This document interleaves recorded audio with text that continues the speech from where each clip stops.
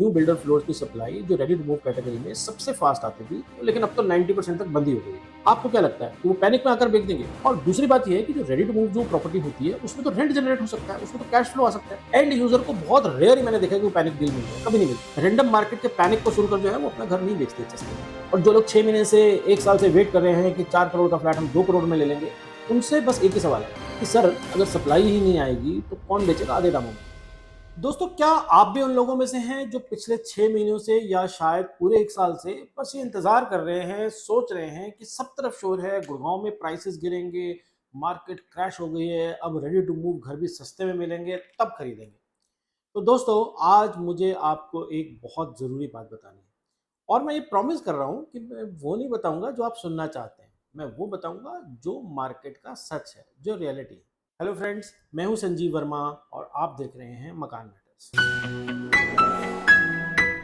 दोस्तों, पिछले कुछ महीनों में एक ना बड़ी इंटरेस्टिंग सिचुएशन बनी है। यूट्यूब पर, इंस्टाग्राम पर, ट्विटर पर और बहुत सारी और भी जगह एक ना नैरेटिव बहुत जोर से चल रहा है कि गुड़गांव का रियल एस्टेट मार्केट क्रैश हो गया है, मार्केट में रेट गिर गए हैं। अब इस नैरेटिव में कुछ सच्चाई है, ये तो मैं मानता हूँ।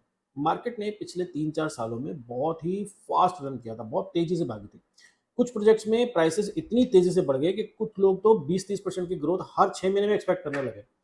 और अब थोड़ा स्लो डाउन आया है। कुछ प्रोजेक्ट्स में रीसेल प्राइसेस में कुछ प्रेशर दिख रहा है। लेकिन आपको ये बात समझनी होगी कि रियल एस्टेट जो है ना, वो पूरी कोई एक ही मार्केट नहीं है। आप सबको एक जैसे नहीं कर सकते, कंसिडर कर सकते। ये ना अलग-अलग सेगमेंट्स में बटा हुआ है। अंडर कंस्ट्रक्शन अलग है, रेडी टू मूव अलग है, लग्जरी अलग है, मिड सेगमेंट अलग है, बिल्डर फ्लोर अलग है, अफोर्डेबल अलग है। तो जब कोई कहता है कि रियल एस्टेट मार्केट क्रैश हो गई, तो वो किस सेगमेंट की बात कर रहा है, ये भी जानना बहुत ही जरूरी है, जो बहुत कम लोग करते हैं। एक सिंपल कह देना जी हम पूरी मार्केट क्रैश हो गई, ये ठीक नहीं है। आज हम स्पेसिफिकली बात करेंगे रेडी टू मूव सेगमेंट की। और मैं आपको 4 ऐसे बेसिक रीजन बताऊंगा जिनकी वजह से रेडी टू मूव होम्स में जो ओवरऑल प्राइस ड्रॉप का जो शोर सुनाई दिया है, वो प्रैक्टिकली इम्पॉसिबल है। अब इस चीज को समझने के लिए ना सबसे पहले हमें यह समझना पड़ेगा कि रेडी टू मूव की जो सप्लाई है वो गुड़गांव में आती कहां से है। देखिए, इसके ना 4 मेन सोर्स हैं। सबसे पहला है बिल्डर फ्लोर्स। हिस्टोरिकली गुड़गांव में रेडी टू मूव की जो इन्वेंट्री है, उसका सबसे फास्ट मूविंग जो सेगमेंट है वो बिल्डर फ्लोर ही रहा है। हाई राइज सोसाइटी रेडी होती है 5-7 साल में जाकर, बिल्डर फ्लोर रेडी हो जाता है 1-1.5 साल में। दूसरा, ज्यादातर बिल्डर फ्लोर जो हैं वो ऑलरेडी डेवलप एरियाज में बनते हैं, डेवलप कॉलोनीज में बनते हैं, जहां का जो सोशल इंफ्रास्ट्रक्चर और सिविल इंफ्रास्ट्रक्चर है जहाँ पे, वो पहले से ही मौजूद है। और हाई राइज जो है वो कंपैरेटिवली नए एरियाज में बनते हैं, जहां पर अभी डेवलपमेंट पूरी तरह से आनी बाकी है। तो बिल्डर फ्लोर जो है वो ज्यादातर लोगों की फर्स्ट चॉइस रहा है रेडी टू मूव होम्स के मामले में। अब प्रॉब्लम क्या है? प्रॉब्लम है स्टिल्ट+4 की पॉलिसी। पिछले कुछ सालों से स्टिल्ट+4 कंस्ट्रक्शन को लेकर इतनी अनसर्टेनिटी चल रही है कि आपको क्या बताएं। अभी भी जो सिचुएशन है उसमें स्टिल्ट+4 की जो पॉलिसी है उस पर कोर्ट ने स्टे लगाया हुआ है। जो न्यू अप्रूवल है वो प्रैक्टिकली रुके हुए हैं, कुछ नया माल बन ही नहीं रहा है। और तो और ये स्टे जो है वो डीडीजेवाई के फ्लोर्स पे भी लग चुका है। इसका मतलब क्या हुआ? इसका मतलब है कि न्यू बिल्डर फ्लोर्स की सप्लाई जो रेडी टू मूव कैटेगरी में सबसे फास्ट आती थी, वहां पर वो काफी टाइम से अनसर्टेनिटी की वजह से वो पहले ही स्लो थी, लेकिन अब तो 90% तक बंदी हो गई है। और मैं फील्ड में देख रहा हूँ कि हमारे पास या और भी ब्रोकर्स के पास जो बायर्स आ रहे हैं, वो जब नया फ्लोर मांग रहे हैं तो हमारे को उनको यूज्ड फ्लोर दिखाना पड़ रहा है, क्योंकि रेडी टू मूव की इन्वेंट्री जो फ्रेश बन रहे थे उनकी है ही नहीं, ज़्यादा ऑप्शन ही नहीं है। एक टाइम होता था जहाँ पे दुनिया भर के ऑप्शन थे, लेकिन आज ऑप्शन ही नहीं है। तो देखिए, इकोनॉमिक्स का एक बेसिक प्रिंसिपल है, जब सप्लाई कम होती है और डिमांड होती है तो प्राइस नहीं गिरते हैं। अब ये सिचुएशन रातों रात तो बदली नहीं जा सकती। अब कोई ये भी कह सकता है जी ये इकोनॉमिक स्लो डाउन इतना हो रहा है, इसमें अगर डिमांड ही खत्म हो गई तो सप्लाई पे क्या फर्क पड़ता है। चलिए खैर, इस पे भी बात करेंगे कुछ देर में। लेकिन पहले हम बाकी के जो 3 सप्लाई के सोर्स हैं उनको भी समझ लेते हैं। दूसरा जो सोर्स है वो है हाई राइज बिल्डर्स के पास जो खुद की रेडी इन्वेंट्री है। अब ये तो सबको मालूम है कि पिछले काफी टाइम से गुड़गांव में बहुत तेजी थी। तो जितनी भी अच्छी सोसाइटीज में प्राइम लोकेशन पे बिल्डर के पास जितनी भी रेडी इन्वेंट्री थी, वो आज प्रैक्टिकली ना के बराबर है। तो इतने दिनों से जो तेजी थी उसका असर हुआ है। बिल्डर के पास जितना भी माल था, अगर वो एंड यूजर ने नहीं उठाया तो इन्वेस्टर ने उठा लिया। और नई इन्वेंट्री बनाना जो है वो 5-7 साल का प्रोसेस है। तो अब वहां से भी नई इन्वेंट्री को जल्दी मिलने वाली है नहीं। अब तीसरे सोर्स की बात कर लेते हैं, वो है इन्वेस्टर्स। वो लोग जिन्होंने प्रॉपर्टी जो है वो अंडर कंस्ट्रक्शन फेज में खरीद ली थी, पोजेशन ले लिया और अब होल्ड कर रहे हैं। आपको क्या लगता है कि वो पैनिक में आकर बेच देंगे? देखिए, जिस इन्वेस्टर ने अंडर कंस्ट्रक्शन से लेकर रेडी टू मूव तक की जर्नी की है, इतना पैसा लगाया है, इतनी पेशेंस दिखाई है, उसकी होल्डिंग कैपेसिटी जनरली जो है वो डिसेंट होती है। जो हल्के इन्वेस्टर होते हैं वो निकल जाते हैं पहले ही, लेकिन ये जो होते हैं ये रुकते हैं। और दूसरी बात ये है कि जो रेडी टू मूव जो प्रॉपर्टी होती है उसमें तो रेंट जनरेट हो सकता है, उसमें तो कैश फ्लो आ सकता है। तो अंडर कंस्ट्रक्शन तो है नहीं कि जहाँ पे उम्मीद होती है कि जो रेंट आएगा जब बनेगी, यहाँ तो रेंट आ सकता है पहले दिन से।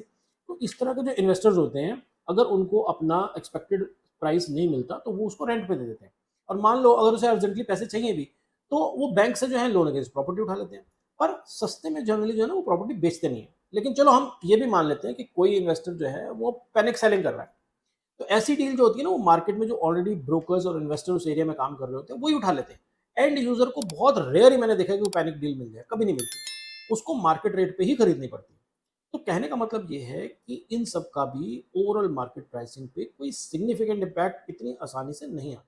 आगे बढ़ने से पहले अगर आप भी गुड़गांव में रेडी टू मूव घर की सर्च में हैं और आपको किसी एक्सपीरियंस एडवाइजर्स की ज़रूरत है जो आपको अनबायस्ड गाइडेंस दे, तो हमारा नंबर आपको ऊपर स्क्रीन पे मिल जाएगा। आप हमसे कॉन्टैक्ट कर सकते हैं। हम पूरी कोशिश करेंगे कि आपकी घर की सर्च जर्नी में हम आपकी पूरी हेल्प करें। तो चलिए आगे बढ़ते हैं। रेडी टू मूव घरों का जो लास्ट सोर्स होता है वो होता है एंड यूजर्स। वो फैमिलीज जो अपने घरों में रह रही हैं और वो अपने घर को अब बेचना चाहती हैं। अब आप मुझे बताइए कि क्या एक फैमिली जो अपने घर में रह रही है, जिनके बच्चों के स्कूल पास हैं, ऑफिस पास है, नेबर्स जानते हैं, लाइफ उनकी सेट है, क्या वो अचानक उठकर अपना घर बेच देगी? और सस्ते में इसलिए बेच देगी क्योंकि सोशल मीडिया पर वीडियो बन रही है? उनके लिए वो एक घर है, इन्वेस्टमेंट नहीं है। उसे बेचने का मतलब है नया घर ढूंढना, बच्चों का स्कूल बदलना, ऑफिस का कम्यूट बदलना, पूरी लाइफ डिस्टर्ब करना। ये सप्लाई जो है वो प्रैक्टिकली लॉक है, यहाँ से ना कुछ भी ज़्यादा आने की उम्मीद होती नहीं है।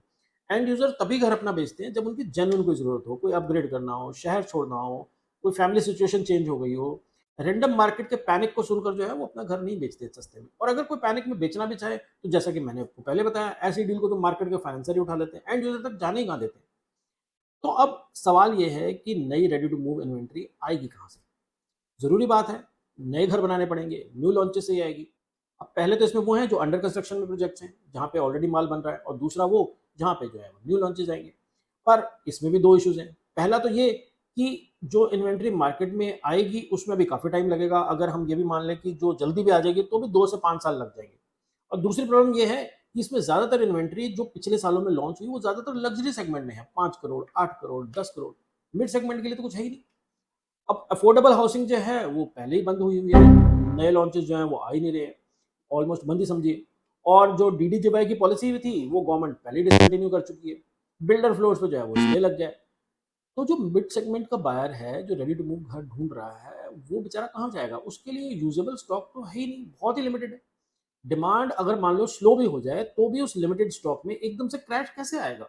अब आते हैं उस सवाल पर कि अगर डिमांड ही कंप्लीटली खत्म हो गई, इसमें कोई शक नहीं है कि इकोनॉमिक स्लोडाउन का असर रियल एस्टेट पे पड़ता है। ये सच है। जॉब्स, इनकम, ईएमआई प्रेशर, ये सब रियल फैक्टर है। लेकिन डिमांड खत्म होना और डिमांड स्लो होना, ये दोनों बातें बिल्कुल अलग अलग हैं। गुड़गांव में एक बहुत बड़ा हिस्सा नीड बेस्ड डिमांड का है। जो लोग रेंट से ओनरशिप में शिफ्ट करना चाहते हैं, जो फैमिली लाइफस्टाइल में अपग्रेड करना चाहते हैं, एनआरआई जो ग्लोबल अनसर्टेनिटी और रुपी डेप्रिसिएशन की वजह से इंडिया में सेटल होना चाहते हैं, और जिनके लिए रुपी वीक होने का मतलब है कि यहाँ की प्रॉपर्टी ज़्यादा अफोर्डेबल हो गई है। आज भी वो प्रोफेशनल्स हैं जिसे कंपनी ने गुड़गांव में ट्रांसफर कर दिया, या जिसकी गुड़गांव में जॉब लग गई है, उसके पास चॉइस ही नहीं है, उसे यहीं रहना है। रेंट देगा या ईएमआई देगा, ये डिसाइड करना है। अब ईएमआई और रेंट रफली अगर मैच करते तो वो अपना ही घर खरीदेगा ना, कोई बेटर ऑप्शन। तो डिमांड, मेरा कहने का मतलब है, डिमांड खत्म नहीं हुई है। हाँ, बायर्स जो है वो थोड़े कॉशियस हो गए, डिसीजन जो है वो डिले कर रहे हैं, बजट को जो है रिकंसिडर कर रहे हैं, लेकिन ज़रूरत खत्म नहीं हुई है। तो दोस्तों, आप ये फिर कहोगे कि क्या इस पूरे सिनेरियो से तो ये लगता है कि मार्केट में कोई चेंज ही नहीं आएगा? नहीं, ऐसा मैं बिल्कुल नहीं बोल रहा हूँ। मार्केट में कुछ चेंजेस तो ज़रूर आएंगे। तो जो थोड़ा सा स्लो डाउन आया है उसका फ़र्क ज़रूर दिख रहा है। जिन प्रोजेक्ट्स में ओवर प्राइसिंग हुई है वहाँ पे करेक्शन होनी लाजमी है, होगी, हो रही है। जिन प्रोजेक्ट्स में इन्वेस्टर्स की मेजोरिटी है वहाँ पर रीसेल में नेगोशिएशन बढ़ रहे हैं। बिल्डर जो नए लॉन्चेस हैं उनकी जो प्राइसिंग है वो प्रैक्टिकल रखने की कोशिश कर रहे हैं। लेकिन इसे करेक्शन कहते हैं, इसे क्रैश या कोलैप्स नहीं कहते हैं। और जहाँ तक रेडी टू मूव मार्केट का सवाल है, ऑक्यूपाइड होम जहाँ फैमिली रह रही हैं, जहाँ रियल डिमांड है, वहाँ पर एकदम से क्रैश पॉसिबल नहीं होता है। सप्लाई जो है वो लिमिटेड है, डिमांड जो है नीड बेस्ड है, सेलर्स के पास पैनिक सेलिंग करने की कोई वजह नहीं है। और जो लोग 6 महीने से 1 साल से वेट कर रहे हैं कि 4 करोड़ का फ्लैट हम 2 करोड़ में ले लेंगे, उनसे बस एक ही सवाल है कि सर अगर सप्लाई ही नहीं आएगी तो कौन बेचेगा आधे दामों में। अगर इस वीडियो से आपको ready to move home market को समझने में थोड़ी भी हेल्प हुई हो तो लाइक का बटन जरूर दबाइएगा, और अगर आप पहली बार हमारे चैनल पर आए हैं तो सब्सक्राइब करना भी मत भूलिएगा। नीचे कमेंट में बताइए, क्या आप भी इस क्रैश का इंतजार कर रहे थे? आपका क्या एक्सपीरियंस रहा? तो चलिए मिलते हैं फिर अगले वीडियो में, तब तक के लिए गुड बाय।